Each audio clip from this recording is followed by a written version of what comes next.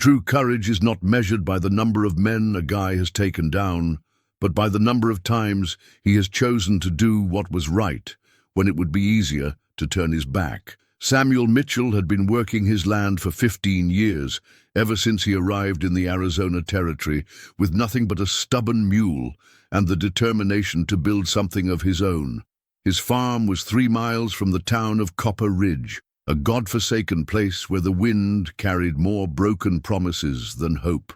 Mitchell was known for the punctuality with which he delivered his goods in town, and the way he treated the few visitors who showed up at his property, always with a glass of fresh water and a few kind words, even when supplies of both were scarce. On that August morning, the heat was already rising in waves visible from the ground when Mitchell spotted something unusual on the dusty road passing near his fence. One man was slumped next to a horse that was nervously chewing grass, the loose reins swaying in the dry wind. Mitchell put down the axe with which he repaired a broken fence and walked toward the road, his steps kicking up small clouds of dust that the wind soon dispersed. The fallen man wore a metal star on his chest, already stained with dried blood. It was Thomas Bradley, the sheriff of Copper Ridge, and he was more dead than alive. 2 bullets had found his body, one in the left shoulder and the other dangerously close to the heart. His clothes were soaked with blood and sweat, and his breath came out in small moans that mingled with the constant sound of the wind among the thorny bushes. Mitchell didn't hesitate. He carried Bradley home, ignoring the protests of his aching back and the dead weight of his wounded body. He put the sheriff in his own bed and began the work of cleaning the wounds with warm water and pieces of clean fabric that he tore from his own shirts. He wasn't a doctor, but he had seen gunshot wounds before, and he knew Bradley had a chance if he could stop the bleeding and stave off the fever. For 2 days, Mitchell cared for the injured sheriff as if he were a brother. He gave him water drop by drop when the man could swallow, kept the wounds clean, and changed the bandages whenever the blood passed through the tissue. At night, I would sit by my bed and watch Bradley's irregular breathing, ready for any emergency that might arise. On the 3rd day, Bradley opened his eyes and was able to speak a few broken words. He told Mitchell about a gang of thugs who had taken control of several small towns in the area, robbing banks and terrorizing local populations. They were heading for Copper Ridge, and Bradley had been shot when he tried to intercept them alone on the road. The bandits didn't know that he had survived, and that could be an advantage. Mitchell listened to it all in silence, his hands working automatically as he prepared a thin soup for the sheriff. He knew that Copper Ridge had only about 200 inhabitants, mostly farming and merchant families who had never wielded a gun in a life-or-death situation. The city bank kept the savings of years of hard work, and the arrival of an organized gang would mean the end of everything these people had built. When Bradley finally fell asleep again, Mitchell stepped out onto the porch of his house and looked toward the city. Smoke from chimneys rose lazily into the still air, and he could imagine people going about their daily routines, oblivious to the approaching danger. Children played in the dusty streets, women hung clothes on clotheslines, men chatted in front of the general store. A simple, honest life that deserved to be protected. The lone farmer spent the rest of that afternoon checking his guns, an old but well-maintained rifle and a revolver he had received from a traveler in exchange for shelter during a winter storm. He was not a gunman, he had never considered himself a violent man, but he understood that sometimes violence was the only language that certain men understood, and if a gang of bandits were coming to Copper Ridge, someone would need to be prepared to welcome them. As the sun began to set behind the distant mountains, painting the sky red and orange, Mitchell made a decision that would change his life forever. I couldn't just stand by while innocent people suffered. Bradley was improving, but it would still take days to recover enough to take on a gang. The city needed someone to take a stand, even if that someone was just a lone farmer with a sense of responsibility greater than his instinct for self-preservation. Night fell over the Arizona territory like a heavy curtain, bringing with it the sudden cold of the desert and the distant sound of coyotes. Mitchell remained awake, planning and preparing for what was to come, knowing that within a few days his peaceful life as a farmer would come to an end, replaced by something far more dangerous and uncertain. The next morning, Mitchell woke up before dawn to find Bradley sitting on the edge of his bed, trying to dress himself with slow, painful movements. The sheriff was pale, but his eyes had regained some of the determination that had made him respected in the region. Still, it was obvious that it would be at least a week before he could ride a horse again, let alone face an armed gang. Mitchell prepared strong coffee and served it to the sheriff along with pieces of bread he had baked the day before. As Bradley ate slowly, Mitchell told of his decision to go to Copper Ridge to warn the population of the impending danger. The sheriff shook his head, worried for the farmers' safety, but he knew there was no other choice. The townspeople deserved a chance to prepare, or at least hide their families and their most prized possessions. After getting Bradley comfortable with enough water and food for the day, Mitchell saddled his horse and set off toward town. The morning was clear, with the sun still low on the horizon, painting the distant mountains golden. The wind carried the smell of mugwort and the distant sound of birds going about their daily activities. It was hard to imagine that in the midst of so much natural beauty, violent men were preparing to bring death and destruction.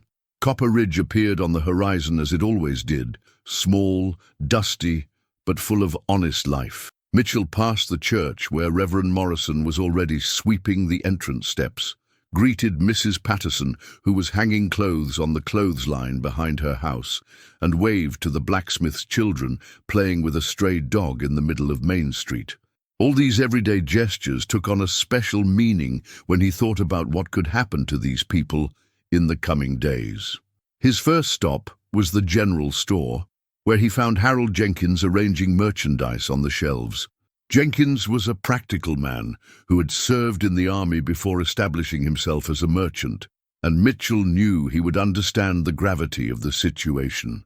She told the merchant about Bradley and the approaching gang, watching as Jenkins' face grew more and more serious with each word. Jenkins closed the shop immediately and accompanied Mitchell to the home of the mayor, a chubby man named William Tucker, who had made his fortune from cattle ranching before devoting himself to local politics. Tucker listened to the story with growing alarm, his chubby hands shaking slightly as he wiped his glasses over and over again. The idea of a gang of 30 thugs attacking his peaceful town was almost impossible to process. In less than an hour, the three men had gathered all the adult men in the town at the local tavern.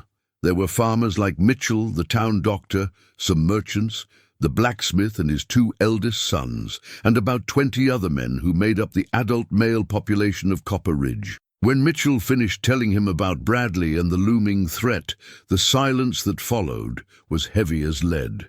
The first to speak was Pete Morrison, the Reverend's younger brother and owner of a small ranch north of town. Morrison had military experience and understood combat tactics. He explained that 30 armed and experienced men represented an overwhelming force against a disorganized civilian population. The city had no walls, no fortifications, and most of the inhabitants had never participated in an actual firefight. But Mitchell hadn't come to hear about the impossibilities of the situation. He stood up slowly and looked at each man present, his words coming out clear and determined. He talked about their wives and children, about the years of hard work they had invested in this place, about the choice between fighting for everything they loved or allowing bandits to destroy their lives without any resistance. One by one, the men began to nod their heads. They were not soldiers, but they were men with something to defend. The blacksmith offered his skills to craft extra projectiles and repair weapons. The doctor assured that he would be ready to treat the injured. The farmers promised to bring all the rifles and ammunition they had. Slowly, a plan began to take shape. Morrison suggested that they use the city's geography to their advantage. Copper Ridge was situated in a small valley with low hills on either side of the main street. They could position snipers in the tallest buildings and create ambush points at the entrances to the city. They would not have enough numbers for a direct confrontation, but they could make any attack too costly for the invaders. Mitchell volunteered to lead a group that would position itself at the southern entrance of the city, from where the bandits were likely to arrive. Jenkins and Morrison would organize the defense of Main Street, while other groups would protect the bank and the houses where the families would be hiding. It wasn't a perfect plan, but it was better than passively waiting for destruction. As the men left the tavern to fetch their weapons and prepare for battle, Mitchell looked out the fogged window at the street, where the women and children continued their normal activities, still unaware of the danger that was approaching. I knew that in the next few hours, these people would have their lives changed forever. Some of the men who were leaving the tavern at that moment might not see another sunset, but at least Copper Ridge wouldn't die without a fight. The third day dawned with a different silence hanging over Copper Ridge. The women and children had been taken to the basement of the church, the safest place in the city, while the men occupied their positions with loaded rifles and racing hearts. Mitchell was crouched behind a pile of rocks at the southern entrance to town, accompanied by two neighboring farmers and the blacksmith's eldest son, a 17-year-old boy named Danny, who tried to disguise his nervousness by checking his gun repeatedly. The sun was slowly rising in the cloudless sky when the dust appeared on the horizon. At first, it was just a thin line that could be mistaken for a mirage, but it gradually took shape until Mitchell was able to make out the silhouettes of horsemen approaching in scattered formation. There were many, more than he had imagined when Bradley had told him about the gang. 30 mounted men, armed to the teeth, riding with the confidence of those who had never met with serious resistance. Mitchell made a silent signal to his companions and then held up a small mirror to reflect sunlight toward the church's steeple, where Morrison was positioned with a long-range rifle. It was the signal agreed to alert the entire city that the bandits had arrived. Within seconds, Copper Ridge transformed from a seemingly deserted town into a silent trap, with rifle barrels pointing from windows, rooftops, and makeshift hiding places. The leader of the gang was a tall, thin man, mounted on a black horse, with a wide-brimmed hat that partially concealed his face, marked by a scar that ran from his forehead to his jaw. He raised his right hand, and the column of horsemen stopped about 100 yards from the city, watching the empty streets with suspicion. It was obvious that they expected to find people on the streets, merchants in their shops, normal life that they could terrorize and control. For a few minutes, that seemed eternal. Bandits and defenders watched each other in silence. The gang leader shouted something about surrendering and handing over all the money in the city, his voice echoing through the empty buildings to no response. Mitchell could see the frustration growing on the man's face, the realization that something wasn't going according to the usual plan of this gang, accustomed to terrorizing defenseless populace. Then, as if he had made a sudden decision, the leader spurred his horse and advanced toward the main street, followed by half a dozen of his men. It was exactly what Morrison had predicted. The crooks would attempt a reconnaissance in force before compromising the entire gang. Mitchell felt his heart race as he held the rifle more firmly, waiting for the raiders to get to the optimal range. The first shot came from the church's steeple. Morrison had chosen his target carefully, one of the thugs in the rear, so as not to immediately alert the leader to the presence of snipers. The man simply slipped off his mount without a sound, and for an instant the other bandits didn't realize what had happened. But when the riderless horse began to run in circles, the realization struck them like lightning. The battle broke out everywhere at once. Mitchell and his companions opened fire on the advancing party through the south entrance, while other defenders scattered throughout the city did the same. The bandits, caught off guard by organized resistance, scattered in search of cover, but many were knocked down before finding suitable shelter. Danny, the blacksmith's son, proved to have natural aim and took down 2 outlaws before Mitchell could reload his rifle. The two farmers fought with fierce determination, protecting their families and their lands with a courage they didn't even know they possessed. For a few minutes, it seemed that the defense strategy was working perfectly. But the gang leader had not survived so many years in organized crime due to a lack of tactical experience. He quickly realized that he was facing planned resistance and began to reorganize his men for a coordinated attack. He divided the gang into 3 groups. One would continue the frontal assault to keep the defenders busy, while the other 2 would circle the city on the east and west flanks. Mitchell saw the maneuver developing and realized that they were in serious trouble. The defenders were well placed to repel a direct attack, but they did not have enough men to cover all possible approaches to the city.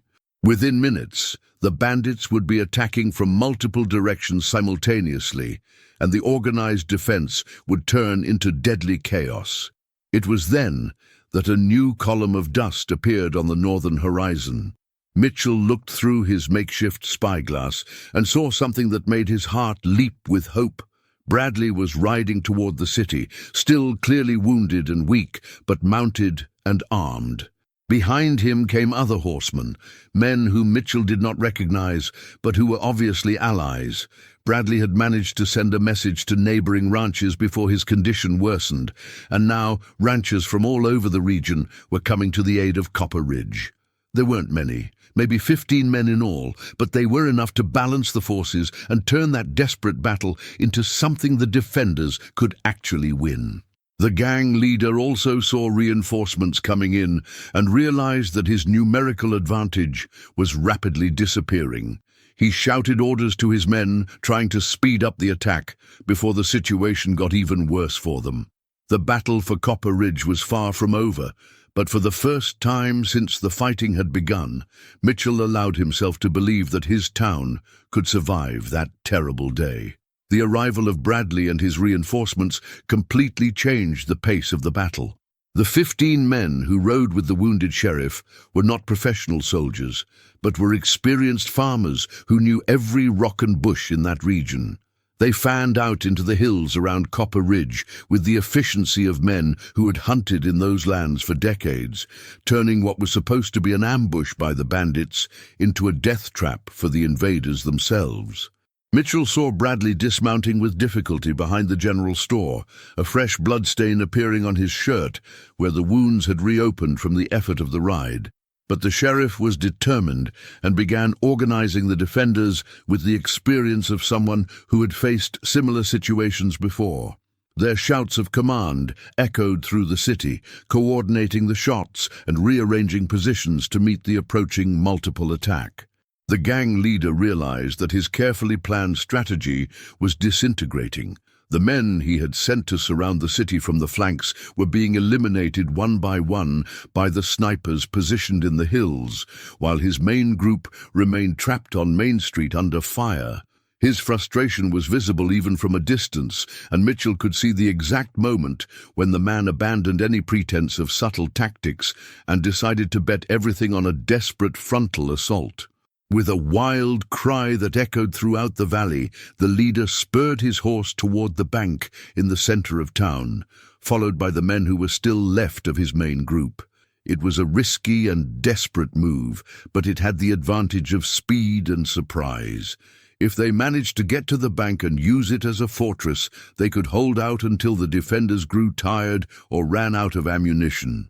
Mitchell got out of his position behind the rocks and ran down the side street, trying to intercept the bandits before they reached their objective. Danny and the 2 farmers followed, leaving behind the relative safety of their defensive position to launch into a dangerous chase through the open streets of the city. It was a risky decision, but Mitchell knew that if the bandits managed to entrench themselves in the bank, the battle would drag on for hours and many innocent lives would be lost. The race through the streets of Copper Ridge was like a waking nightmare.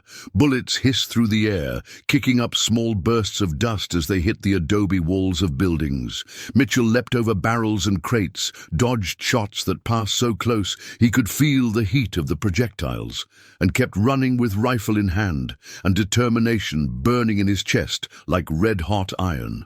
He arrived at the corner of Main Street, just as the gang leader was dismounting in front of the bank. For a moment, the two men looked each other straight in the eye through the dust and smoke that hung in the air.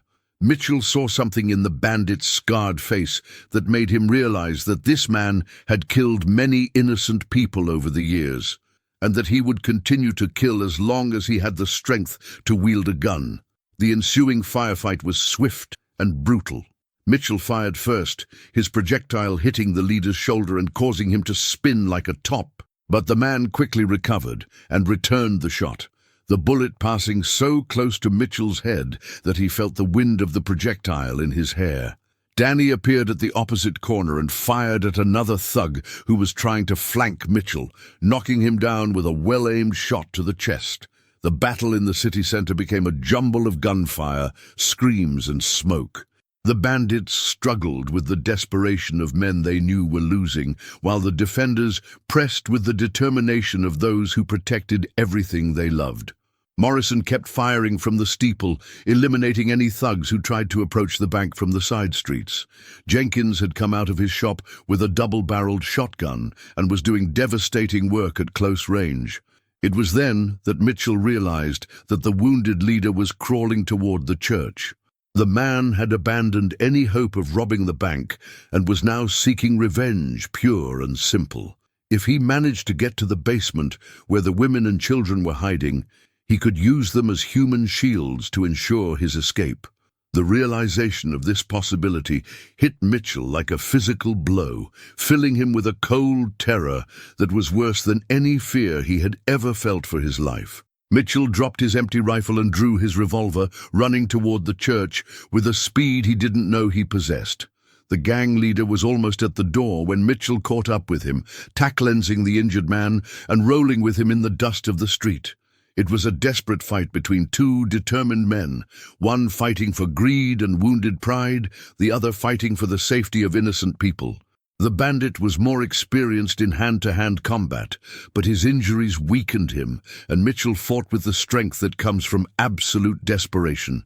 They rolled through the dust, each trying to get an advantageous position, until finally Mitchell managed to point his revolver at his opponent's chest. For a moment, the two men stood motionless, staring at each other with heavy breathing and sweat mixed with blood and dirt.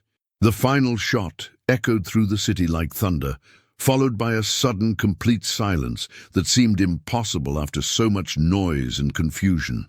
The gang leader stood motionless in the dust, his eyes fixed on the cloudless sky, as Mitchell slowly stood up and looked around to assess the damage of the battle. Of the 30 outlaws who had arrived at Copper Ridge that morning, only 6 were still alive, and they quickly surrendered when they realized that their leader was dead and that they had no chance of victory. Bradley, despite his injuries, took custody of the prisoners, while the other men began to assess the damage and tend to the wounded. The city had paid a price for the victory. 3 of the defenders had died during the battle, old Peterson, who worked at the post office, and 2 of the farmers who had come as reinforcements. Several others were wounded, including Morrison, who had been shot in the arm as he descended from the steeple.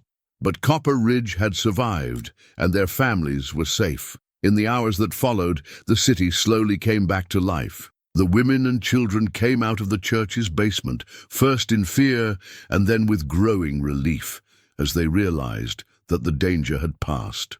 The doctor worked around the clock to treat the wounded, while the other men began to clear the wreckage of the battle and count the dead. Mitchell helped carry the bandits' bodies out of town, where they were unceremoniously buried in shallow graves. It was not pleasant work, but it was necessary. The dead defenders were given a proper funeral in the city's cemetery, with the Reverend Morrison speaking of courage and sacrifice, as their wives and children wept silently. 3 days later, when Bradley was strong enough to travel, he set out with the surviving prisoners to take them to the federal judge in the city of Tucson. Before leaving, he stopped by Mitchell's farm to say goodbye and thank once again the man who had saved his life. He found Mitchell repairing the fence he had abandoned the morning he discovered the injured sheriff on the road. A lifetime had passed since that moment. The 2 men talked briefly about the battle and the men who had died, but there was little to say that had not already been said. Some experiences are engraved in a man's soul in a way that words can never adequately express. Bradley mounted his horse and set off without looking back, leaving Mitchell alone with his thoughts and his land. That night, Mitchell sat on his porch and looked toward Copper Ridge.